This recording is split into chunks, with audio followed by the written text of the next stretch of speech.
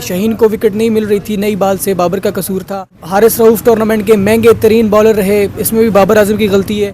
شاداب خان کی بال سپن نہیں ہوتی تھی، سارا ملبہ بابر پہ ڈال دو۔ افتخار احمد سپن کو نہیں کھیل سکتے تھے، جی بابر اعظم کی غلطی ہے۔ رضوان کو جو ہے وہ کرنچز آتے تھے، اس پر بھی بابر اعظم قصوروار ہیں۔ ہماری کرکٹ مافیا، ہمارے سابق کرکٹرز جو ہیں وہ ایک پلیٹ فارم پر بیٹھ کے سرعام جو ہے وہ کپتان کے خلاف مہم کا حصہ بن رہے ہیں، بلکہ ان پر دباؤ، شدید دباؤ ڈالا گیا اور ان سے زبردستی جو ہے یہ عہدہ کپتانی جو ہے وہ ان سے لی گئی۔ پر کتنی ہی چلتی تھی تو سلیکٹرز جو ہیں وہ کس بات کی تنخواہ لیتے ہیں۔ بسم اللہ الرحمن الرحیم، السلام علیکم ناظرین، میں ہوں حمزہ احسان اور آپ مجھے فیس بک اور یوٹیوب پہ دیکھ رہے ہیں۔ ناظرین، رات کے ایک بڑی خبر سامنے آئی ہے، کپتان بابر اعظم نے تینوں فارمیٹس میں سے استعفے کا اعلان کر دیا ہے، اور یہ کوئی نئی بات نہیں ہے۔ جب بھی قومی ٹیم کوئی بھی بڑا میگا ایونٹ جو ہے وہ کھیل کر آتی ہے تو اس کی کارکردگی پر سوالیہ نشان ہوتے ہیں، اور اس کا پھر بلی کا بکرا جو ہے وہ سارا ملبہ کپتان پر ڈال کر اس کو بلی کا بکرا بنا دیا جاتا ہے، اور باقی سب جو ہے وہ بلوں میں چھپ جاتے ہیں۔ اور ایسا ہی ہوا، کپتان بابر اعظم کے خلاف سوشل میڈیا پر جو ہے وہ شدید مہم چلائی گئی، اور جس کے بعد پھر ان کو استعفیٰ دینا پڑا۔ میں یہ سمجھتا ہوں کہ استعفیٰ انہوں نے دیا نہیں بلکہ دلوایا گیا ہے۔ چیئرمین ذکا اشرف جو ہے ان کی پی سی بی ہیڈ کوارٹر کے اندر میٹنگ ہوئی، اور بابر اعظم کو بھی اس میٹنگ میں طلب کر لیا گیا، اور ان کو یہ کہا گیا کہ آپ کے اوپر کافی پریشر ہے، جس کی وجہ سے آپ کی جو پرفارمنس ہے، بیٹنگ پرفارمنس، وہ بھی متاثر ہو رہی ہے، تو آپ جو او ڈی آئی کی کپتانی ہے اس سے استعفیٰ دے دیں اور ٹیسٹ کے لیے آپ جو ہے وہ کپتان رہیں۔ تو بابر اعظم نے جو ہے وہ تینوں ہی فارمیٹ سے جو ہے استعفیٰ دے دیا ہے۔ اگر ہم ورلڈ کپ کی بات کریں تو نہ صرف بابر اعظم بلکہ پوری انٹائر ٹیم کی کارکردگی جو تھی وہ اس پر سوالیہ نشان کو وکٹ نہیں مل رہی تھی نئی بال سے، بابر کا قصور تھا۔ حارث رؤف ٹورنامنٹ کے مہنگے ترین بالر رہے، اس میں بھی بابر اعظم کی غلطی ہے۔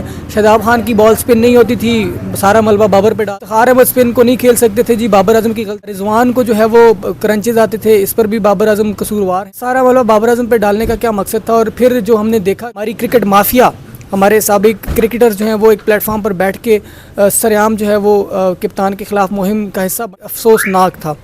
اس کا ایک پراپر حل ہونا چاہیے تھا۔ آپ بابر اعظم کو بلاتے، ان سے پوچھتے کہ بھائی کہاں پر غلطیاں ہوئی ہیں، اور اب اپنا بتائیں کہ کیا ابھی آگے حکمت عملی ہونی چاہیے۔ ایک کمیٹی بنائی جاتی ہے، سوالات رکھے جاتے اور ان سے جوابات لیے جاتے، بلکہ ان پر دباؤ، شدید دباؤ ڈالا گیا اور ان سے زبردستی جو ہے یہ عہدہ کپتانی جو ہے وہ ان سے لی گئی۔ ابھی جو فیصلے سامنے آئے ہیں میں ان سے بالکل بھی اتفاق نہیں کرتا۔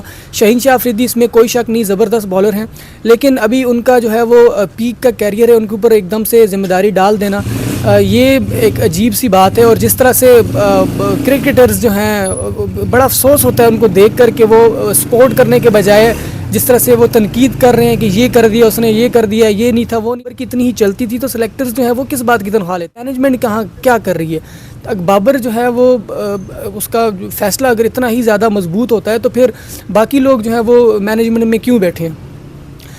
دفاعی چیمپئن انگلینڈ کی اگر میں بات کروں تو ان کی بھی جو کارکردگی تھی وہ کوئی متاثر کن نہیں تھی، انہوں نے بھی ایسا ہی پرفارم کیا، لیکن ان کا آپ سوشل میڈیا اٹھا کے دیکھ لیں اور پراپر ان کا میڈیا دیکھ لیں تو اس طرح سے ان کو جو ہے وہ تنقید کا نشانہ نہیں بنایا گیا، بلکہ ان کا جو کیپٹن ہے وہ ابھی کنٹینیو کر رہا ہے۔ تو اگر دفاعی چیمپئن کی اس طرح کی پرفارمنس ہوتی ہے تو ظاہر سی بات ہے پاکستان کی پرفارمنس میں بھی سوالیہ نشان تھے، کپتانی میں بھی سوالیہ نشان تھے، لیکن اس کو ایک پراپر چینل جانا چاہیے تھا۔ ابھی ٹیم پاکستان پہنچی نہیں تھی اور آپ نے میڈیا کے اوپر جو ہے وہ مہم چلانا شروع کر دی اور خبریں دینا شروع کر دی کہ یہ ایسا ہے ویسا ہے، اور یہ جتنے بھی ہمارے جو کرکٹ ایکسپرٹس ہیں انہوں نے غیر ذمہ دارانہ جو ہے وہ رویہ اختیار کیا، ان کو ایسا بالکل بھی نہیں کرنا چاہیے تھا۔